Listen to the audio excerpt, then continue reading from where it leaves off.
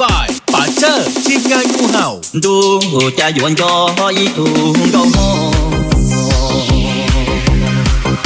ตูเมนังชงตูเกาเยากาชีชีนังนอมาโยก็ชาคงทีเกียนอเอปูหมัวนูตอนชีก็ลีมออีเลอนึงอยู่เชียดีเจนไหนดูจะหยวนจอยตูกง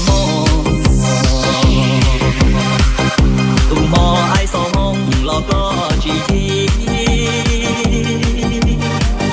ก็นี่ล้วนที่เตอเรียกผมบ้ากูจอเกดูมาจงตาเปียโนเอกัวต้องชีก็เลยนะฝ่ายป่าเจอทีมงานงูเห่าก็อยู่เชียร์ชับเลย